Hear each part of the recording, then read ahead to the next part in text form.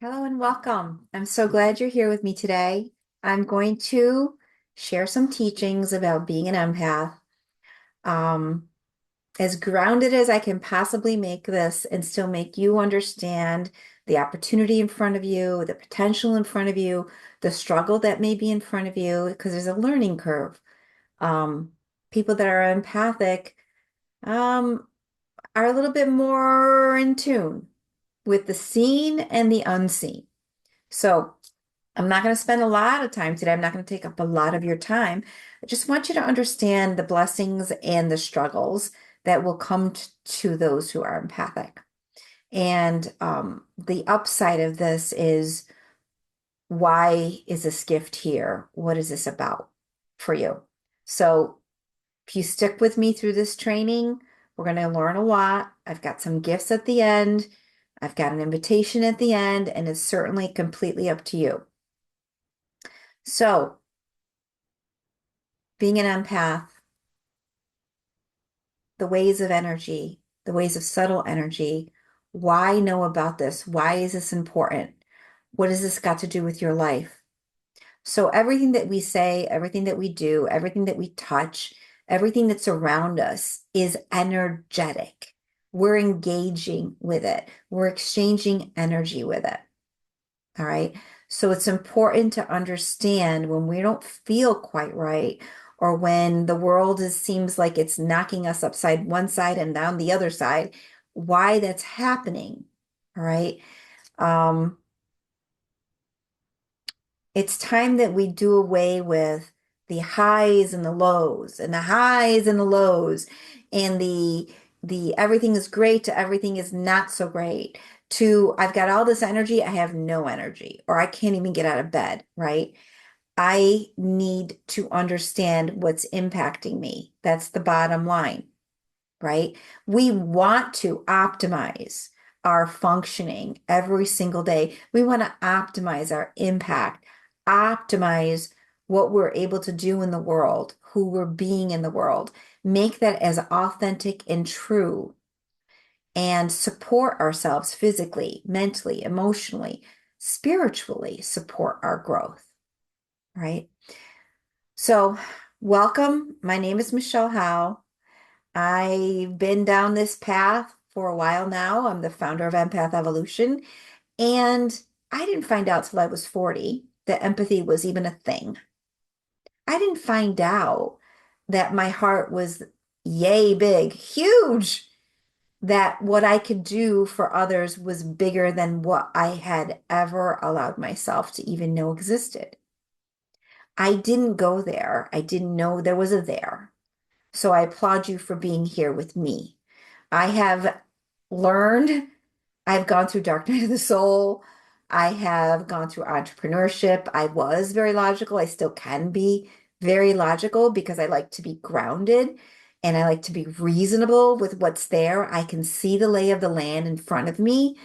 And because I can see that, that's an advantage. And I can be connected to my own knowing, that is an advantage, and that I don't get swayed one way or swayed another, because there's a lot of options near us. There's a lot of different things pulling at us, wanting us, and projecting on us. You must do this. No, you must do that. No, you must be this. No, you really can't do that. That's not at all possible for you. So, I'm telling you that when we harness the gift of being an empath, we become more concretely aware of where our destination is, where we belong, where we don't belong, where we serve, where we don't serve, what is for us, what isn't for us, how to love. How do we love without feeling depleted by that love?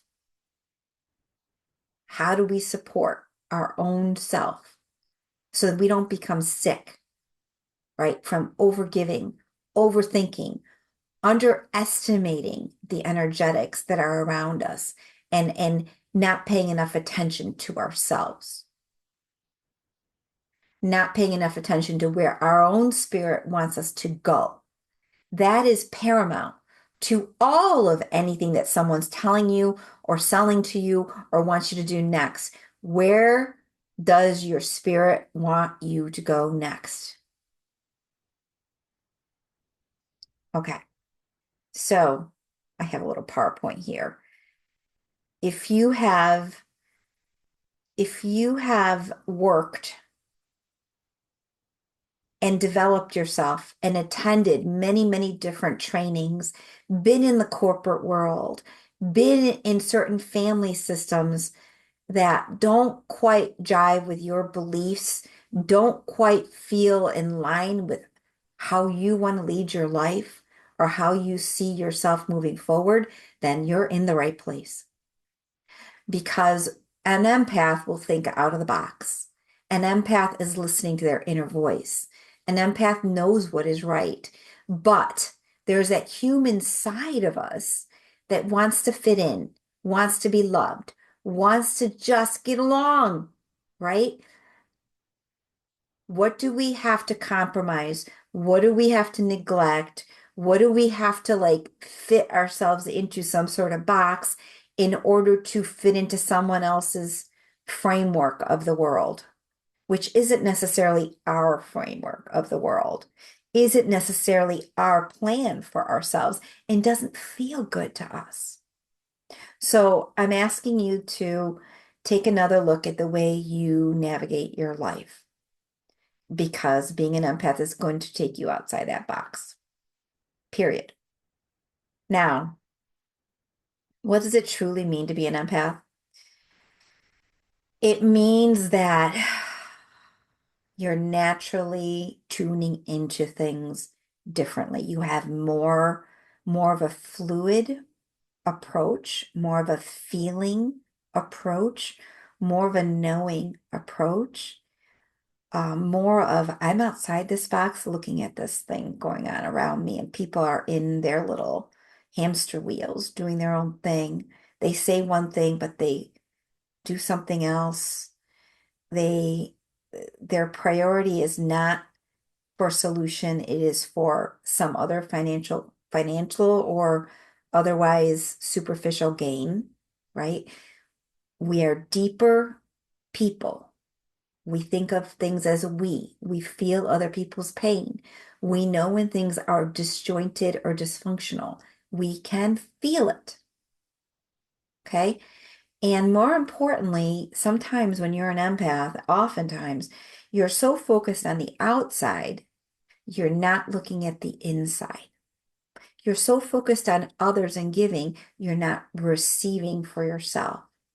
You're not taking what needs to come into you to support. You're just giving and giving and giving because you see the need and you are protecting or you are responsible, right? So those are not bad traits, those are not bad qualities, but we need to put this in perspective, okay? So anywhere and everywhere you are surrounded by energy and empaths and energy like this, it's not, it's we're feeling it. We're almost blind to what we're feeling, but we're feeling it. Something is off. So as an empath, those boundaries between you and others and you and an environment need to be established. They're energetic boundaries. And it's not so easy to do. If it was easy to do, we would all have this figured out. It's not easy to do. So you, my friend, are an energy. You are a culmination of your past experiences, your future experiences, your expectations, your disillusionments, your beliefs, the projections other people have made on you, whatever they were made on you. What your family of origin thinks and thought of you, they become part of who you are. So it's important to truly take the time to define, to look at, to release what is not you, to recall all those parts of you that you've given away or left behind. They need to come back. We're doing wholeness, okay? Empaths are born this way. This is how we've always been. We can shut it down, right? And it will amplify as we get older. It becomes harder and harder to shut down who we really are as we get older. We don't want to shut that down. We are a dumbed down version of who we are. when we are shut down, dumbed down, and vulnerable. So we need to elevate, step into, become, and be more of who you are.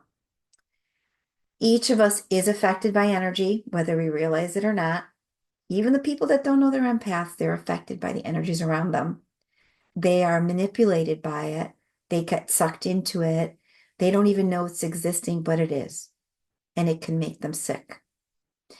An empath will get more sick, more physically impacted by others because our system, the way we're wired, is more fluid, more open, more finely put together. I mean, we really are like the Cadillac of energy. So when we have heavy, harsh, uh, turbulent energy around us, it is not receptive. It is not empowering to our system to be in that space. I'm sorry. That's probably not what you wanted to hear, but there are certain spaces that are not it for any length of time for us. We're not served by being in that space. In order to move away from anxiety, depression, fatigue, or worse, you need to become skilled. Skilled.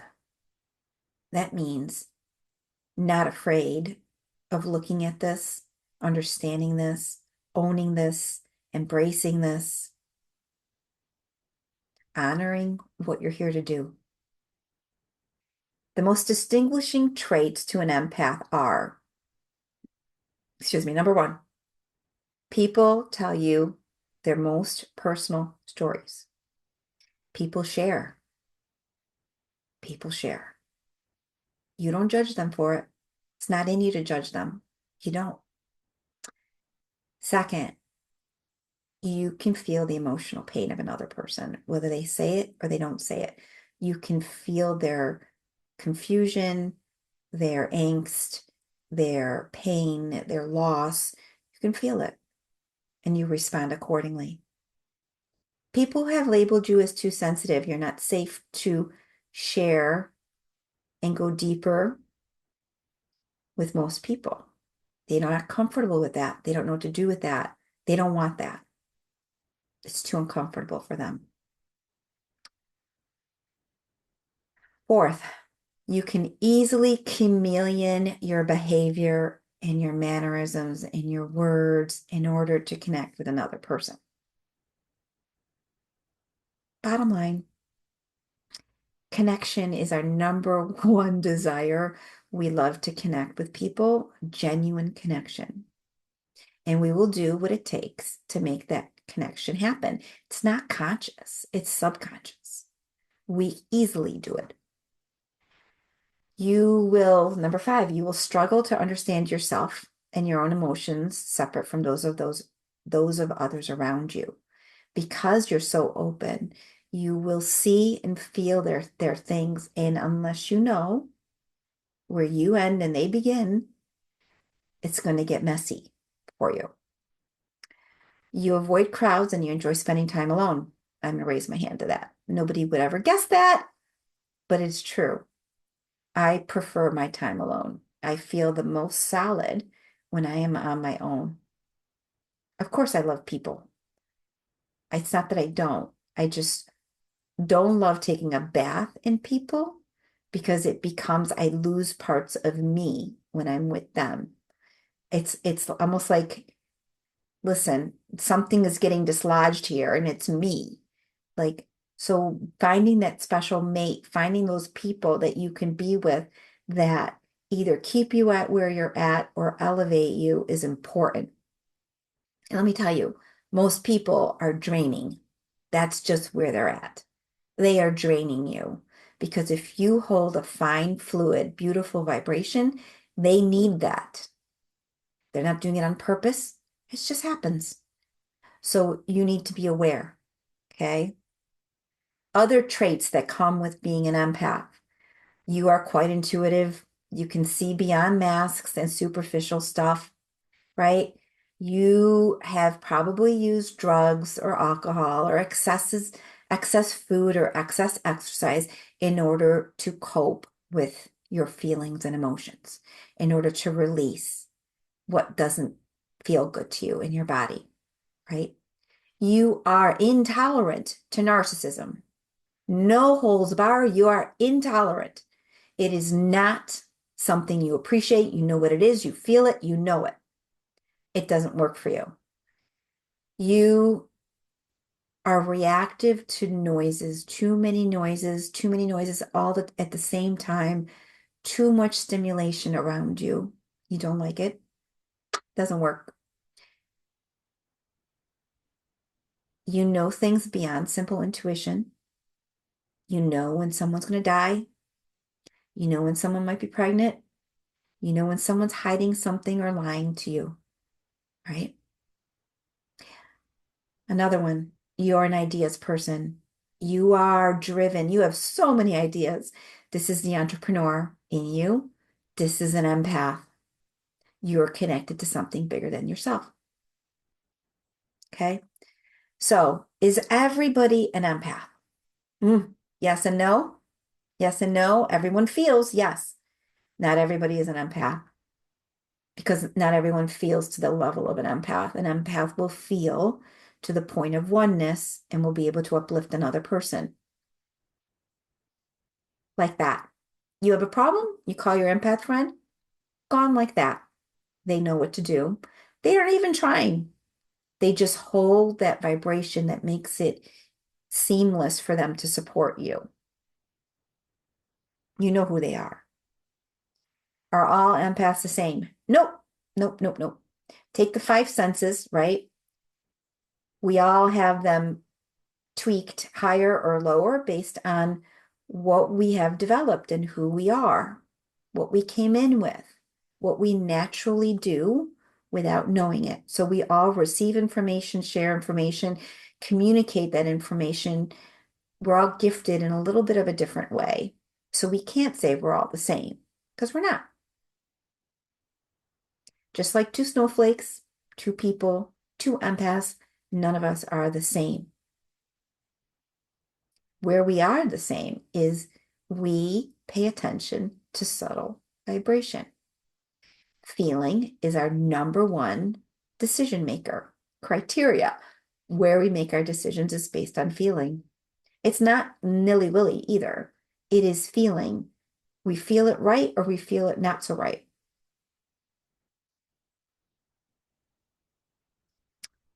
Whether consciously aware of it or not, empaths have a high level of sensitivity because they embody the gift to hold space, to transmute negativity, to positively elevate others. We hold a very fine vibration. Vibration permeates right through us. Our hands, often empaths are healers. We are that person that knows how to softly approach and shift and connect with others. And there's I say a price to pay. There is something to be understood there because we're holding something so precious. We need to understand what that is so we don't get rammed one side and rammed up the other side for being so precious. It's like a precious gem. It's like a canary in like a mine. They cannot breathe in there. All right. So be aware. What is draining to an empath? You probably can answer this better than me at this point. What is draining to you? Definitely crowds, mental chatter, negativity, right? Certain people almost immediately because they're that, engaging in that negativity with them, drain you immediately. Stress, not good for the nervous system. Um, too much at one time, draining. It's like we can't feel that. It's too much, How much? What is energizing to an empath? It's being with another person that embodies that vibration or higher. It's being in nature. It's being in a flow, in a creative flow. It's being alone. It's movement. It's music, certain music, right? So what we're really talking about here is managing our feeling receptors. How are we feeling? What's happening?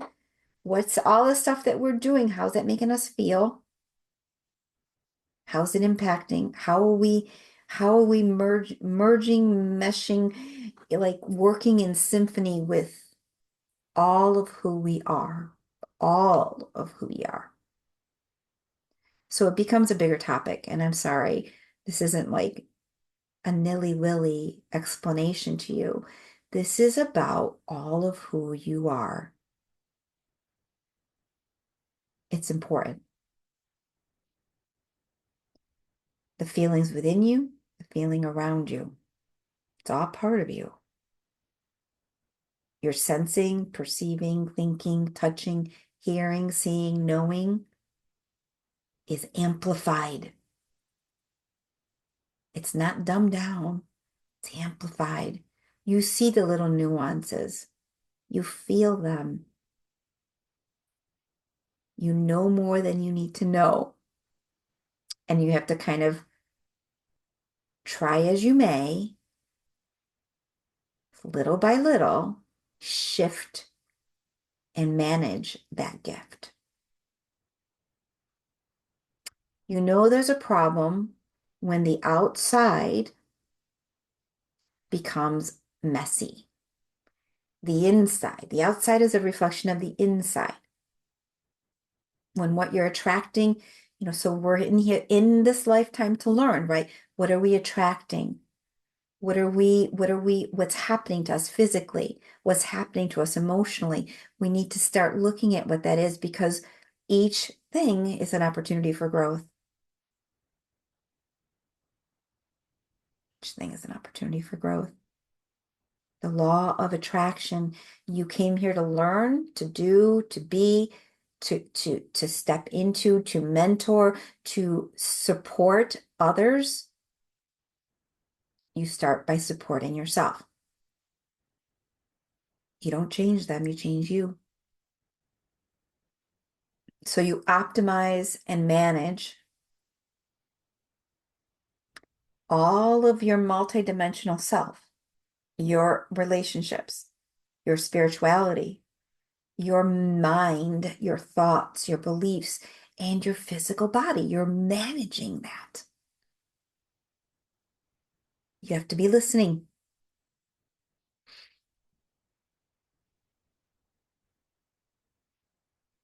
So, what do we need to optimize? The inner dialogue,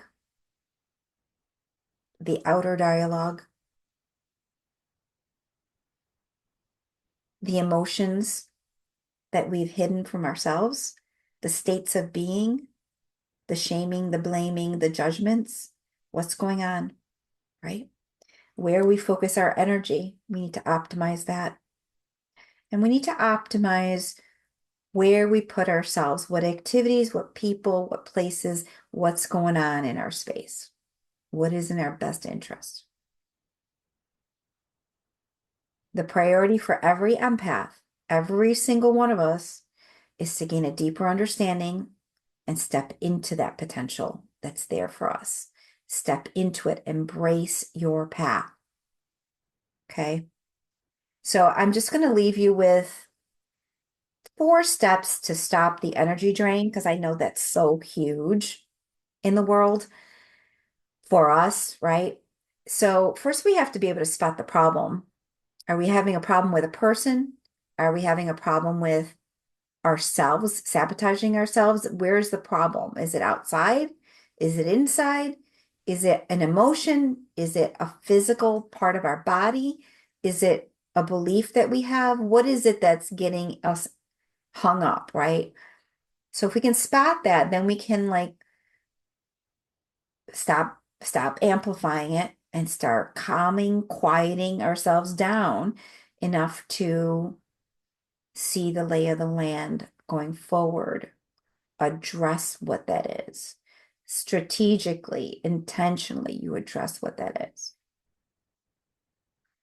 Deep introspection, we're excavating what does not serve us. We're rewriting storylines.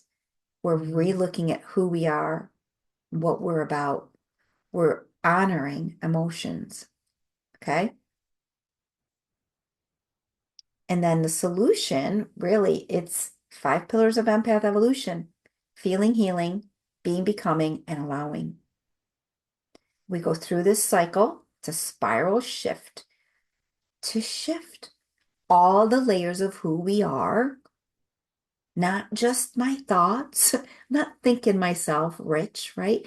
I am shifting all the underlying elements of this. Now it feels complete.